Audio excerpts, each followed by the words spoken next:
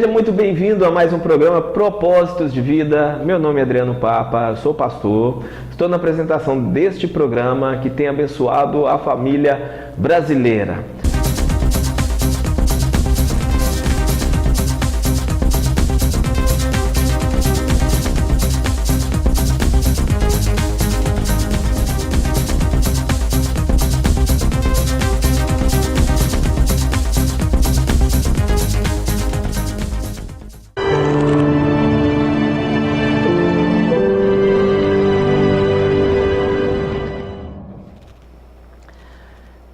De outubro de 1517, uma data que marcou para sempre a história do cristianismo e ficou conhecida como o dia em que a igreja se dividiu.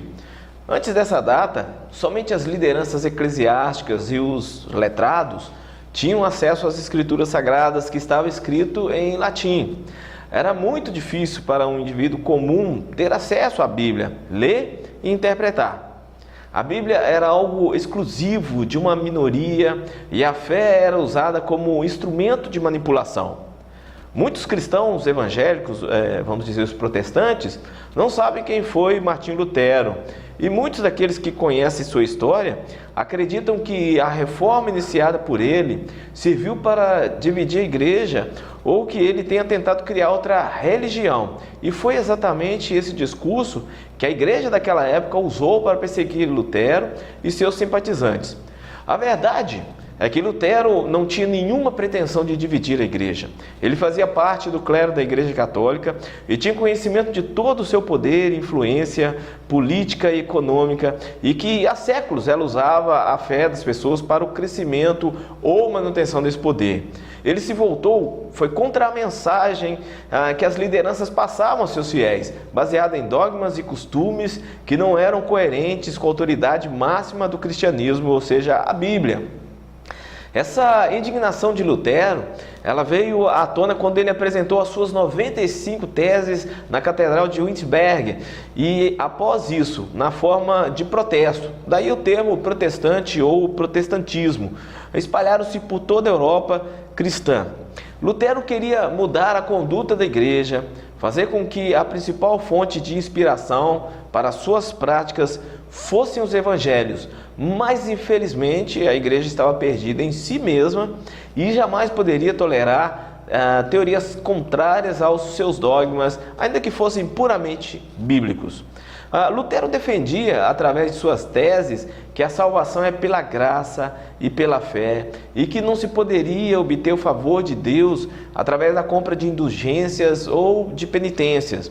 Nos primeiros anos, após a publicação das teses, Lutero foi duramente perseguido por lideranças religiosas e políticas. Em 1521, foi excomungado da igreja e considerado um fora da lei pelo imperador do Sacro Império Romano. Mesmo em meio a tantas dificuldades, Lutero traduziu a Bíblia do latim para o alemão e mudou para sempre o cotidiano da sociedade na qual viveu. A partir daí, a Bíblia seria traduzida para outros idiomas. Martinho Lutero foi perseguido pela própria igreja, a qual serviu e se dedicou por anos. Certamente sentiu medo da morte e da rejeição da sociedade, mas se negou a abrir mão daquilo que considerava fundamental à saúde espiritual da igreja e à expansão do evangelho no mundo. Então eu irei falar um pouco das 5 solas de Lutero, que são a sola Scriptura, somente as Escrituras, solus Christus, somente Cristo, sola gratia, somente a gratia, sola fide, somente a fé, e soli Deo gloria, somente a Deus a glória. E mostrar os desafios para a igreja de hoje. Vamos começar pela sola Escritura, ou seja, somente as Escrituras. Para os reformadores, a palavra de Deus é a única regra de fé e obediência. Para eles, nenhuma voz na Igreja de Cristo pode se elevar acima da Escritura Sagrada, que foi inspirada pelo Espírito Santo para conduzi-la a toda a verdade. Cristo é o cabeça da igreja e ele a governa segundo os preceitos estabelecidos na Escritura. Nenhum líder, nenhuma denominação cristã, nenhum concílio, nenhum costume, nenhuma tradição tem valor normativo para a igreja cristã. Somente a Escritura. Você já reparou como as pessoas, em geral, têm tratado a Escritura nos tempos pós-modernos em que vivemos? Quando a Bíblia diz alguma coisa com a qual não concordam, as pessoas simplesmente dizem que os tempos mudaram. Com isso, abandonam o ensino bíblico e seguem seu próprio caminho. Como reagir a essa tendência?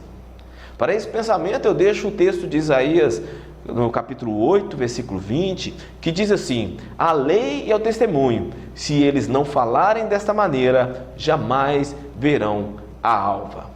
Vamos agora para a segunda sola, que é sola Christus, ou seja, somente Cristo, mostrando a suficiência de Cristo na salvação do homem.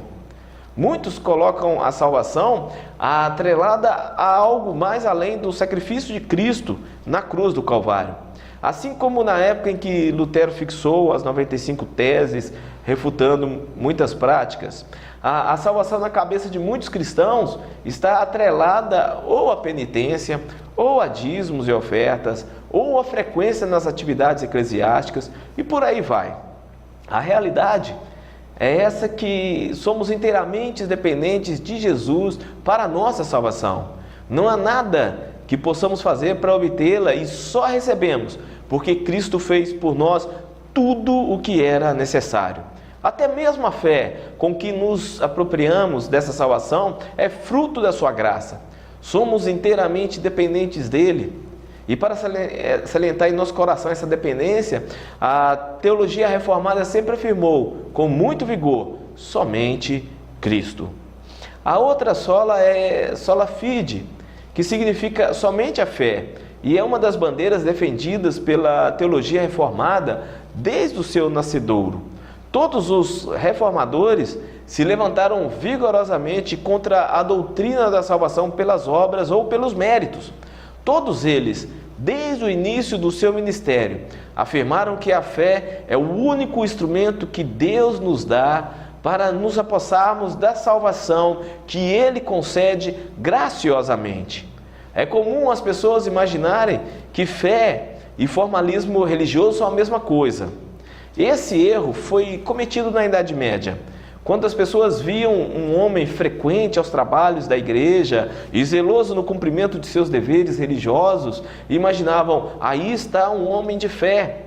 No entanto, por mais importante que seja o zelo religioso, a fé é muito mais do que isso. Não devemos desprezar o valor da participação nos cultos e no cumprimento dos deveres religiosos. Mas viver pela fé é muito mais do que a prática das atitudes religiosas. Viver pela fé é viver em obediência à palavra do Senhor, é ter comunhão com Deus, é zelar pela vida cristã, é ter motivos e objetivos nobres aos olhos do Senhor. O que é mais triste nessa história é que esse erro não foi cometido somente na Idade Média. Ele é cometido hoje entre nós, os protestantes. Viver pela fé é muito mais do que vestir uma roupa bonita para participar de um culto. É muito mais do que se esforçar para estar presente em inúmeras atividades eclesiásticas. Muito mais do que levantar a mão e gritar aleluia. Viver pela fé é refletir a luz de Cristo neste mundo mau e confuso em que vivemos. É dar um testemunho fiel de Jesus Cristo. É demonstrar ao mundo externamente a mudança que o Espírito Santo realizou dentro de você e a diferença que Cristo faz na sua vida. Outro problema com o qual nos deparamos atualmente é o da secularização da fé. Esse é o nome que se dá à fé que é de tal modo influenciada pelos valores e posturas deste mundo caído, que acaba ficando irreconhecível. O fenômeno da secularização da fé se apresenta através do formalismo religioso e o ateísmo cristão. No formalismo religioso, os aspectos externos das práticas religiosas são preservados, mas seu conteúdo espiritual é esvaziado.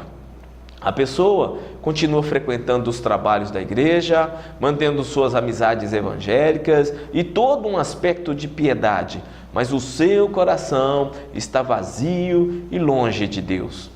Na época do profeta Isaías, Deus já condenava o formalismo religioso dos judeus. No livro de Isaías, no capítulo 1, os versículos 11 e 12, diz assim: de que me serve a mim a multidão de vossos sacrifícios?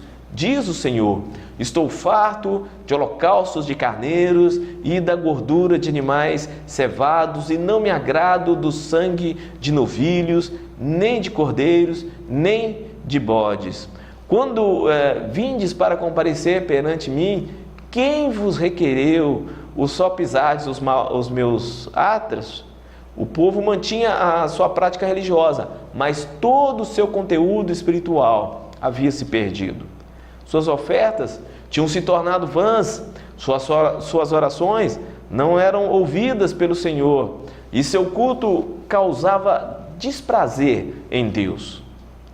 Outro caso, na visão do Apocalipse, escrita na carta à igreja de Éfeso, diz assim: tem porém contra ti, que abandonaste o teu primeiro amor.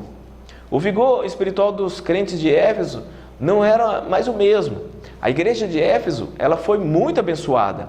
Ela foi pastoreada por nada menos que 2 apóstolos e 4 evangelistas de grande influência. No entanto, quando João, preso na ilha de Patmos, escreveu a carta à igreja de Éfeso, lá em Apocalipse capítulo 2, do versículo 1 a 7, pelo menos 30 anos já tinham se passado desde a chegada de Paulo ali. Os primeiros convertidos já tinham uma boa jornada cristã e uma nova geração de crentes havia surgido. Os primeiros cristãos de Éfeso tinham sido edificados na fé e tinham cumprido o seu papel de candeeiros do mundo, apresentando seu Senhor a uma nova geração. Mas essa nova geração não tinha o mesmo vigor espiritual da primeira. A fé estava em perigo, porém, tanto para os judeus do tempo de Isaías, quanto para os crentes de Éfeso, havia uma esperança: arrependimento e fé. A segunda forma pela qual o fenômeno da secularização da fé pode ser percebido é por meio do que podemos chamar de ateísmo cristão. Se no formalismo os aspectos externos da fé podiam ser vistos, no ateísmo cristão nem mesmo esses aspectos externos são visíveis com facilidade. Não há mais frequência regular aos cultos, apenas visitas esporádicas, totalmente desprovidas de compromisso com a causa do Evangelho, ou nem isso. O comportamento social em nada difere do comportamento de um não regenerado. E a Bíblia se transformou em um amuleto cuidadosamente guardado no fundo de uma gaveta, de onde só sai em momentos de crise, para ser agarrada e beijada de modo supersticioso, geralmente com lágrimas. Para as duas situações, somente levantando a bandeira sola fide, ou seja, somente a fé. A fé é graça que se transforma em obediência a Deus. A Igreja de Cristo é convidada a olhar além das circunstâncias religiosas em que vive e manter a comunhão com Cristo pela fé, pois essa comunhão produz vida eterna e vida abundante. Eu quero falar agora também do sola gratia, ou somente a graça. Basicamente, quer dizer sobre a graça de Deus em oposição à doutrina de méritos. E antes de falar sobre a salvação graciosa de Deus, precisamos compreender o motivo pelo qual precisamos de salvação e por que não podemos ser salvos pelos nossos próprios méritos e esforços, mas somente pela graça de Deus. A Bíblia ensina que o homem está morto em seus delitos e pecados. Isso está registrado em Efésios capítulo 2, nos versículos 1 e 2. Isso não significa que todos os homens sejam igualmente maus, nem que o homem é tão mau quanto poderia ser, alcançando assim o ápice da maldade. Também não significa que o homem esteja completamente destruído de toda e qualquer virtude, e nem que a natureza humana seja má em si mesma. Essa doutrina ensina que, uma vez que o homem segue o curso do pecado, ele está completamente sujeito ao pecado, tendo motivações pecaminosas, inclinações pecaminosas, facilidade para pecar. Ele está espiritualmente morto. E por isso, é incapaz de fazer ou querer qualquer coisa que o conduza à salvação, bem como é totalmente incapaz de merecer a salvação mediante suas próprias obras. O homem não regenerado pode, pela aplicação da graça comum de Deus, amar sua família e ser um bom cidadão, cultivando elevadas virtudes e valores morais, tais como a honestidade, a justiça, a bondade, a coragem, etc. No entanto, nada disso está isento da mancha do pecado. Essa mancha está na nossa própria natureza e, por isso, tudo que fazemos é imperfeito. O que é imperfeito não pode merecer o perdão perfeito de Deus. Somos todos pecadores e nosso salário, isto é, a recompensa natural por nossos méritos, é a morte. Isso está registrado em Romanos capítulo 3 e no versículo 23. Para recebermos vida, é preciso que Deus haja conosco de modo que vá além dos nossos méritos, dando-nos aquilo que não merecemos. É justamente esse favor que recebemos de Deus sem merecer que se chama graça. A salvação, segundo a Escritura, não é fundamentada nos méritos humanos, mas na graça de Deus. Outro efeito do pecado na vida humana é o de impedir que o pecador compreenda as realidades espirituais necessárias à sua salvação. O homem natural carece de uma capacitação do Espírito para que possa discernir as realidades espirituais. Sem essa capacitação, ele jamais compreenderá a extensão e a gravidade de seu pecado e, consequentemente, jamais compreenderá a sua necessidade de salvação. O homem natural está cego em seu entendimento e os seus sentimentos estão corrompidos pelo pecado. A natureza humana não é má em si mesma, porque foi criada por Deus e vista por Ele mesmo como sendo muito boa. Vamos ver, você pode ver em Gênesis capítulo 1, versículo 31. Contudo, a sua atual condição é de total corrupção, ocasionada pelo pecado. Sendo essa corrupção uma condição da natureza humana, está além de seu poder mudá-la. Isso só pode ser feito pela obra regeneradora de Deus na vida do pecador. Paulo, escrevendo aos Efésios, ele dá mais um bom motivo pelo qual o homem natural é incapaz de obter a salvação por seus próprios méritos. Ele diz que Deus vos deu vida, estando vós mortos em seus delitos e pecados. Efésios 2, versículo 1. Um cadáver nada pode fazer neste mundo, nem mesmo em seu próprio favor, no intuito de tirá-lo da morte. O mesmo acontece quando uma pessoa está espiritualmente morta. Ela é totalmente incapaz de fazer ou mesmo de querer qualquer coisa, mesmo que seja para que ela saia da morte. Por tudo isso, o ser humano é totalmente incapaz de, por si mesmo, livrar-se de seu pecado e dos efeitos que o pecado produz em sua vida, inclusive no que diz respeito à salvação. Diante dessa realidade, sua única possibilidade de salvação está na graça de Deus. Devemos enfatizar, contudo, que a graça de Deus tem um outro lado, que com frequência nós nos esquecemos: a obra sacrificial de Cristo. É um erro lamentável julgar toda a verdade considerando apenas a parte que nos compete do todo. A graça de Deus, ela se evidencia nas obras da Trindade. O pacto da graça, por meio do qual somos salvos, foi pacto de obras para Cristo. A nossa salvação, ela é muito cara, custou o precioso sangue de Cristo, e isso longe de apontar para o suposto valor inerente de nossas almas. Isso revela o amor gracioso de Deus, que confere valor a nós. Então, nós somos salvos pela graça.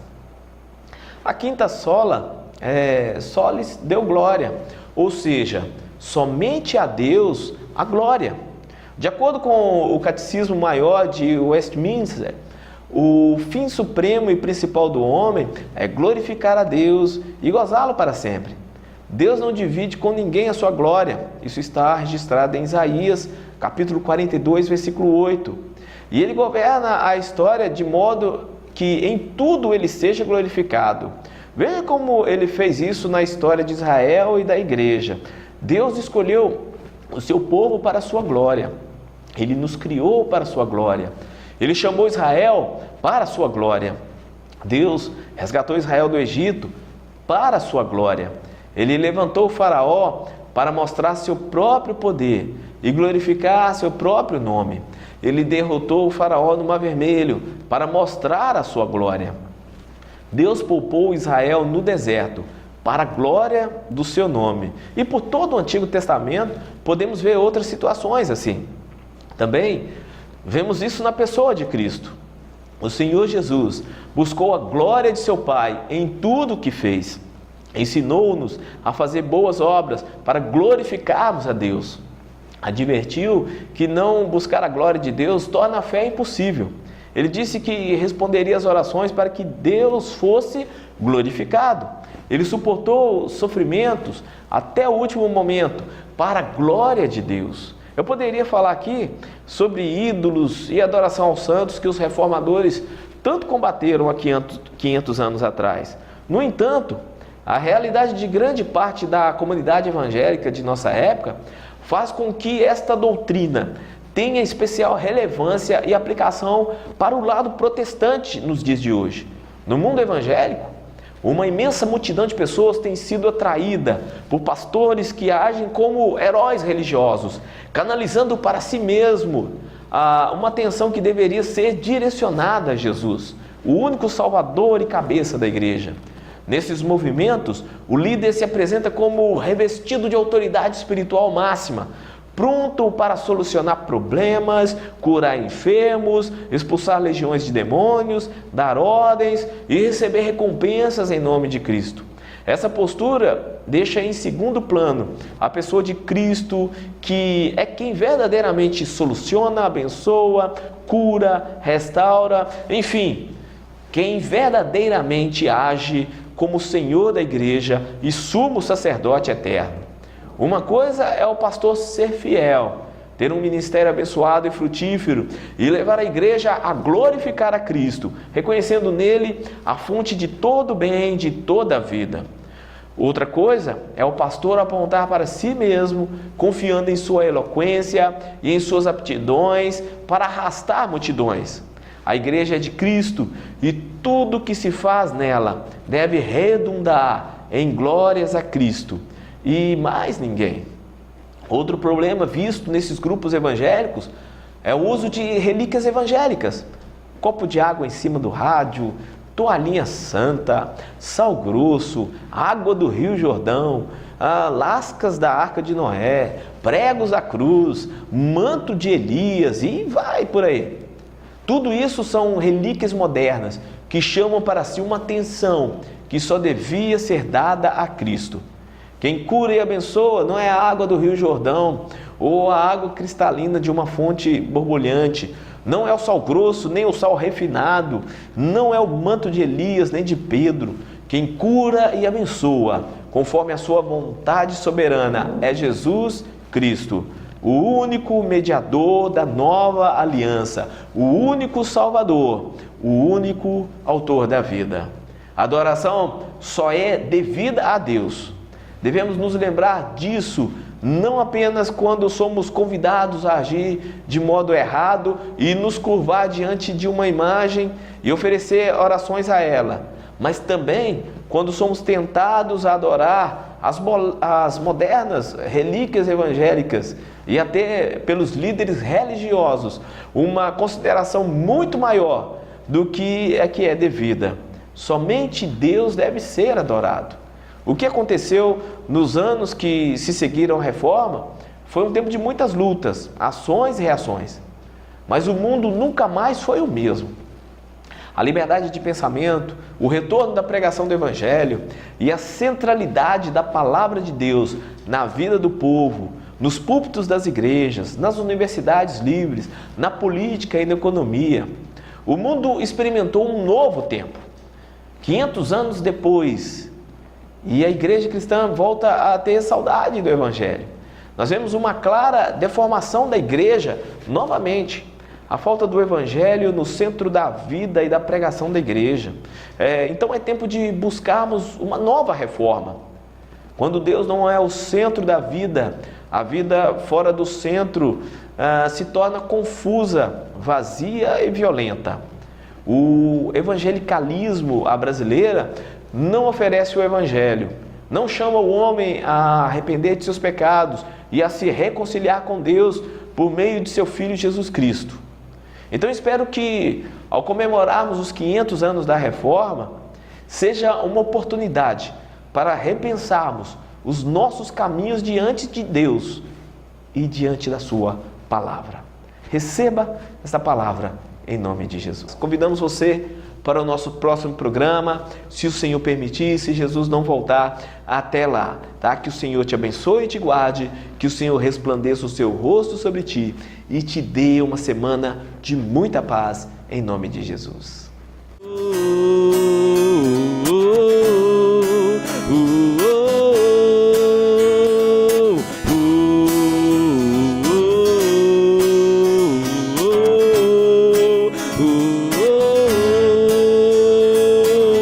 Você mudou a minha história e fez o que ninguém podia imaginar. Você acreditou e isso é tudo.